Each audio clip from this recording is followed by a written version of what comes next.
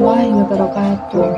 Halo teman-teman, perkenalkan nama aku Fania Rina Aisyah dari Prodi Tasawuf Psikoterapi Fakultas Usuluddin dan Filsafat UIN Sunan Ampel, Surabaya. Di sini aku membuat video ini untuk tugas UTS, untuk melengkapi tugas UTS mata kuliah Sufi Healing. Di sini aku mau membawakan presentasi dari mata kuliah Sufi Healing yang telah aku pelajari, itu yang berjudul konsep tubuh, akal, jiwa, dan hati dalam tasawuf. Dan tanpa panjang dan lebar dan langsung saja, ini dia. Di sini kita akan menjelaskan tentang konsep tubuh, akal, jiwa, dan juga hati dalam tasawuf. Langsung saja.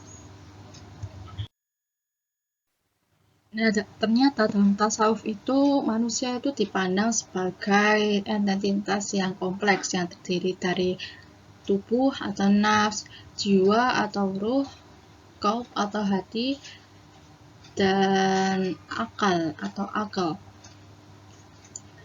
Pemahaman tentang hubungan dan fungsi masing-masing dari 4 elemen ini itu sangat penting dalam perjalanan spiritual seorang muslim. Tasawuf sebagai dimensi esoteritas Islam yang menyediakan suatu kerangka kerja untuk memahami dan mengembangkan potensi spiritual manusia melalui pemurnian diri dan kesadaran yang tinggi akan kehadiran ilahi. Pertama, konsep tubuh dalam tasawuf itu dipahami tidak sekedar sebagai sekumpulan daging dan juga tulang, melainkan sebagai wadah atau kendaraan bagi ruh. Yang kedua, akal dalam tasawuf memiliki peran yang berbeda dibandingkan dengan akal dalam pemikiran filsafat dan juga sains.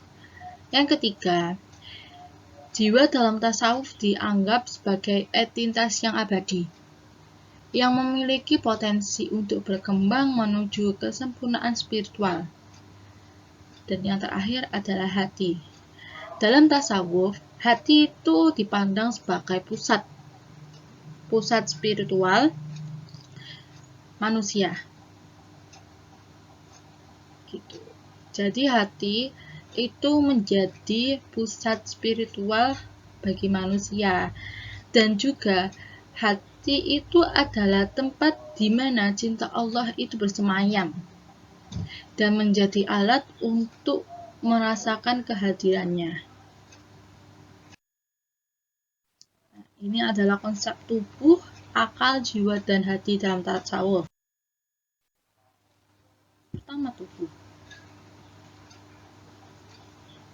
Pertama adalah tubuh. Dalam Al-Quran dijelaskan proses penciptaan manusia itu ada 2 tahap. Tahap pertama tentang manusia pertama, yaitu Nabi Adam. Sementara tahap kedua itu menguraikan tentang keturunan dari manusia pertama.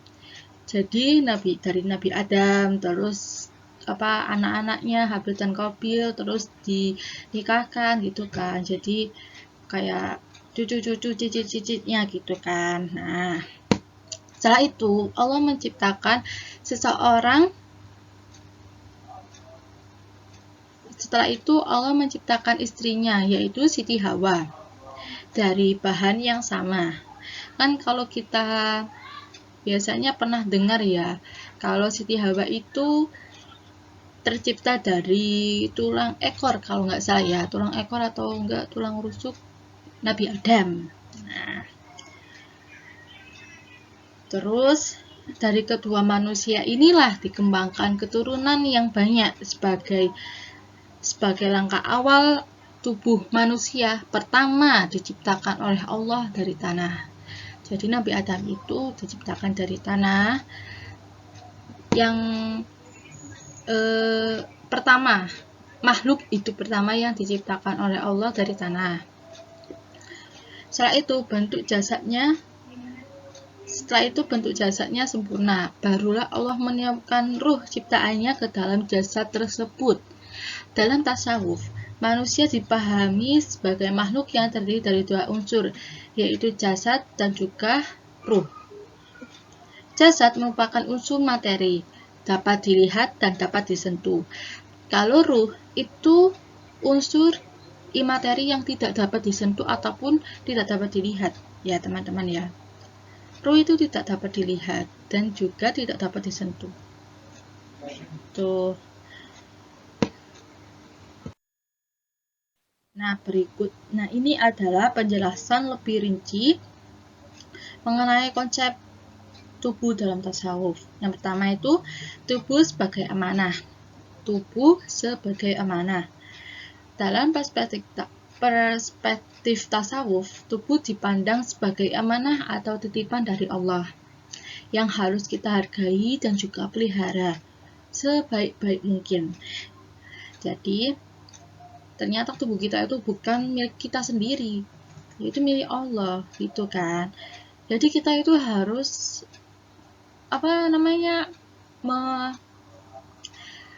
merawatnya dengan baik, terus juga mengindahkan tubuh kita gitu. Yang kedua itu tubuh sebagai kendaraan spiritual.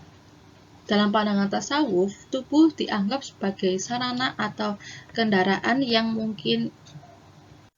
memungkinkan ruh untuk mencapai kesempurnaan spiritual. Jadi tubuh itu merupakan kendaraan bagi ruh untuk mencapai kesempurnaan spiritual. Gitu, teman-teman. Dan yang ketiga, tubuh sebagai cerminan nama dan sifat Allah Subhanahu wa Ta'ala. Dalam pandangan tasawuf, tubuh manusia diibaratkan sebagai cermin yang memantulkan nama-nama atau asma dan sifat-sifat Allah. Jadi, tubuh kita itu diibaratkan sebagai cermin yang memantulkan nama-nama Allah atau sifat-sifatnya gitu. Yang keempat, tubuh sebagai medan perjuangan. Dalam tasawuf itu tubuh dipandang sebagai arena pertempuran melawan hawa nafsu dan godaan.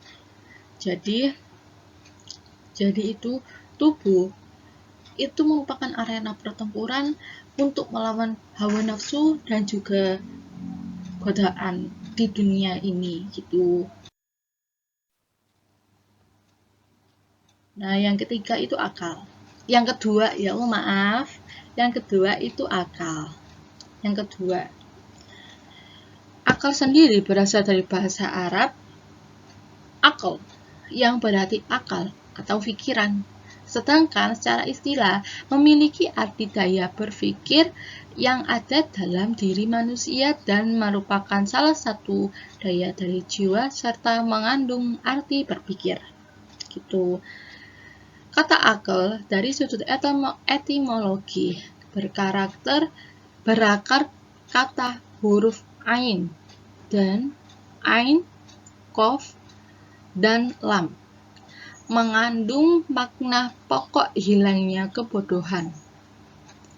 Satu kata ini juga berarti mengikat dan menahan. Sebagai contoh, mengikat onta dan tali dan kata bermakna gitu. Terus ada kayak akal itu terbagi menjadi dua macam, yaitu akal praktis dan juga akal teoritis. Ada dua ya, dua macam akal ya, ada dua. Itu namanya akal praktis dan juga akal teoritis. Apa sih akal praktis dan juga akal teoritis itu? Nah, akal praktis itu merupakan akal yang menerima arti-arti dari materi melalui indera pengingat. Jadi akal praktis itu merupakan akal yang menerima arti-arti gitu. Arti-arti yang berasal dari materi melalui indera pengingat kita, itu indera pengingat. Dan yang kedua, itu akal teoritis. Akal teoritis itu yang menangkap arti-arti murni yang tidak ada dalam materi seperti Tuhan dan malaikat. Tuh, teman. Nah, bagi Ibnu Sina, tingkat yang paling terendah adalah akal al-Hayulani.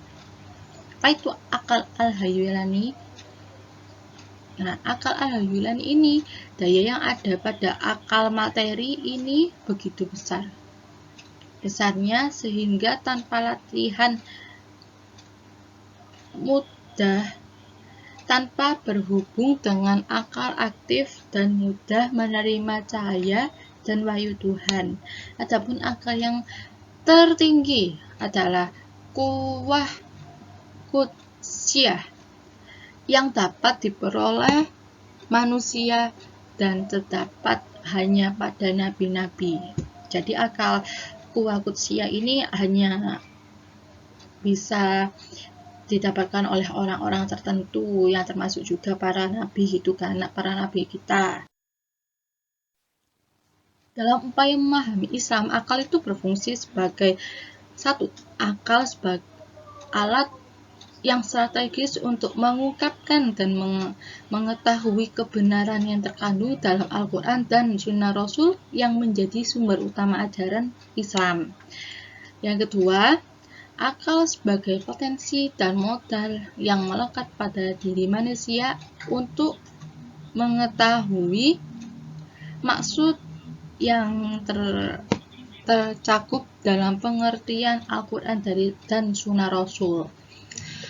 Yang ketiga, akal sebagai alat yang dapat menangkap pesan dan semangat Al-Quran dan Sunnah yang dijadikan acuan dalam mengatasi dan memecahkan persoalan umat manusia dalam bentuk ijtihad. Yang keempat, itu akal berfungsi untuk menjabarkan pesan-pesan Al-Quran dan Sunnahnya dalam kaitannya dan fungsi manusia sebagai khalifah Allah. Yang ketiga, jiwa. Kata jiwa itu berasal dari bahasa Arab nafs atau an-nafsu yang memiliki banyak definisi, yaitu makna jiwa, ruh, mata yang jahat, darah, jasad, diri orang, hasrat kehendak, dan hasrat kehendak. Menurut Imam Al-Ghazali, nafs terbagi menjadi 3 macam, yaitu nafs al-ammarah adalah nafs al-ammarah, nafs al-lawamah, dan juga nafs mutmainnah. Gitu. Jadi, nafs al-ammarah adalah nafsu biologis yang mendorong manusia untuk memuaskan biologisnya. Jadi nafsu ini itu kayak harus adalah nafsu yang mendorong manusia itu untuk memuaskan hasratnya gitu. Jadi hasratnya itu harus terpuaskan, kalau tidak bisa gitu, bisa marah gitu, bisa kayak gimana gitu kan. Nah, yang kedua, nafs al-lawamah. Nafs ini itu telah menghantarkan untuk berbuat baik dan mencela dirinya apabila melakukan hal-hal yang tercela. Jadi nafsu al-lawamah ini termasuk nafsu baik ya menurut gue. Soalnya itu dia itu mendorong kita untuk menuju kebaikan, untuk mendorong kita dalam hal-hal yang baik gitu. Dan kadang kalau kita itu kalau kita berbuat yang tidak baik atau tercela, itu kadang kita itu merasa mencela diri kita sendiri gitu kan, merasa kayak mencela kita, harus kayak gimana sih, kenapa kamu gini-gini, wah gini gitu kan. Nah, sedangkan nafsu mutmainnah merupakan nafsu yang senantiasa terhindar dari keraguan dan perbuatan buruk gitu. Fungsi jiwa dalam diri manusia antara lain untuk membuat gagasan berpikir dan berpikir dan merenung yang pada akhirnya menghasilkan keputusan apa yang harus diperbuat. Yang kedua, menggegerkan serta mendorong diri manusia untuk melakukan berbagai hal, baik itu kebaikan maupun tindakan buruk. Terus yang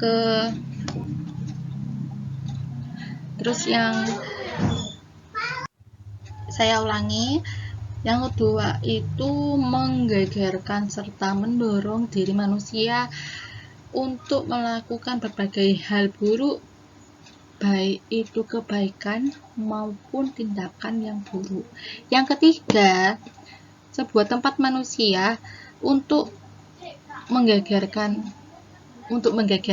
syahwatnya. Menggegerkan di sini tuh kayak menggugurkan gitu ya, gitu. Dan yang terakhir adalah hati.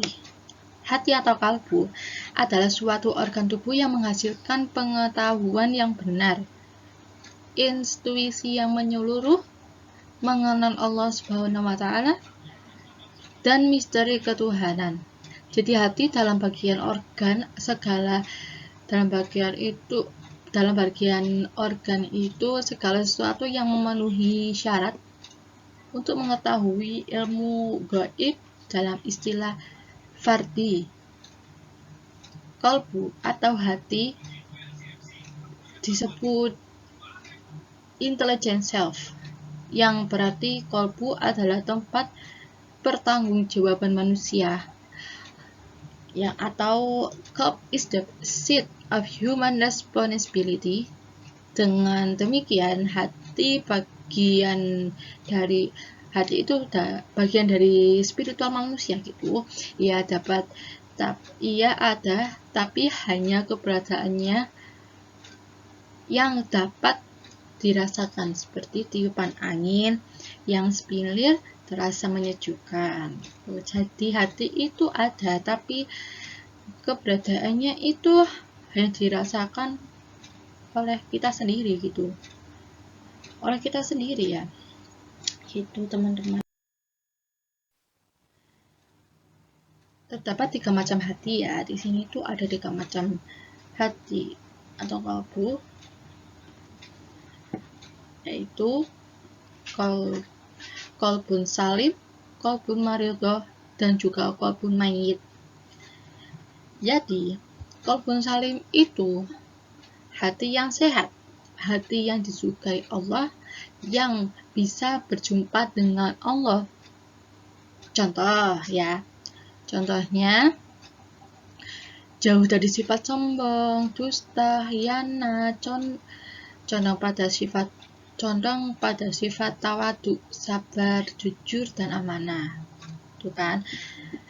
Terus qalbun maridhah adalah hati yang berpenyakit beda dengan penyakit lahir. Bahayanya hanya di dunia, sedangkan penyakit hati bahayanya sampai akhirat. Qalbun maridhah itu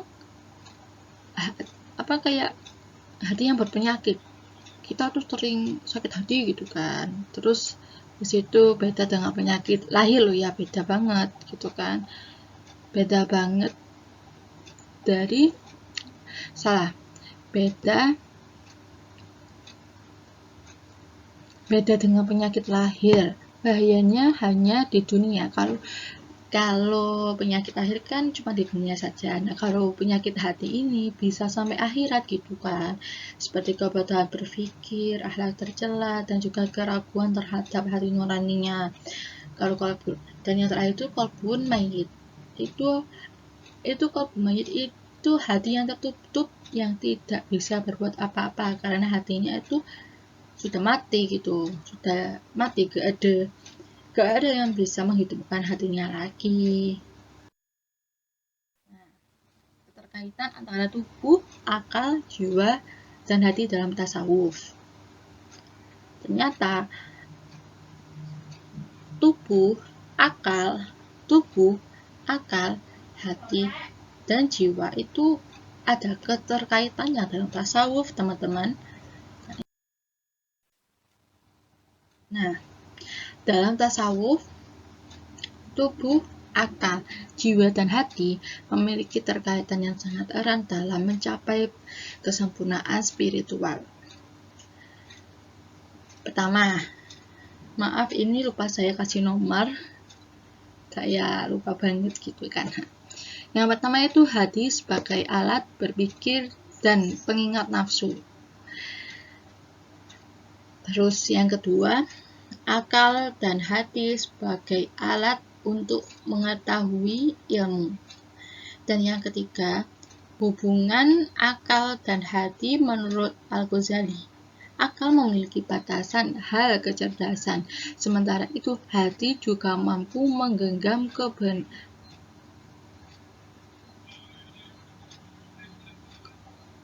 kebenaran dalam ranah spiritual. Jadi teman-teman, kesimpulannya itu dalam perspektif tasawuf, manusia itu sebagai makhluk hidup yang terdiri dari 4 elemen, yaitu tubuh, akal, hati, jiwa, dan juga jiwa. Nah, jadi proses penciptaan dalam Al-Quran itu proses penciptaan manusia. Proses penciptaan manusia itu ada 2 tahap, yaitu terciptanya manusia pertama dan juga berkembangnya manusia yang pertama. Terus tubuh berfungsi sebagai wadah atau wadah yang memungkinkan manusia menjalani hidup di dunia. Sementara jiwa mencakup aspek spiritual dan emosi yang mempengaruhi perilaku dan keputusan. Akal berperan sebagai alat berpikir yang membantu manusia memahami kebenaran dan juga ajaran agama. Lalu hati adalah pusat perasaan dan spiritualitas yang berfungsi untuk memahami realitas dan nilai-nilai moral. Nah, keempat elemen ini itu saling berinteraksi dan berkontribusi dalam proses penyucian diri, pengendalian nafsu, dan juga pencarian kebenaran.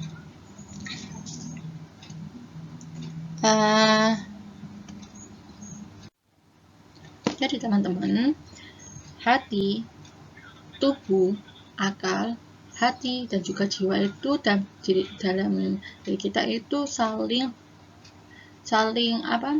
ada terkaitannya dan juga saling berinteraksi untuk membersihkan atau mensucikan diri kita gitu.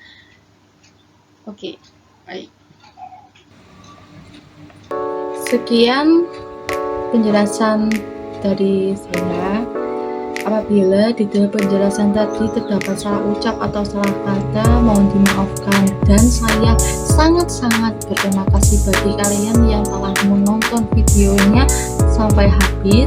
Saya ucapkan sekali lagi terima kasih. Semoga video ini bermanfaat bagi kalian semua dan juga menambah wawasan lagi, menambah ilmu dan juga wawasan bagi kalian.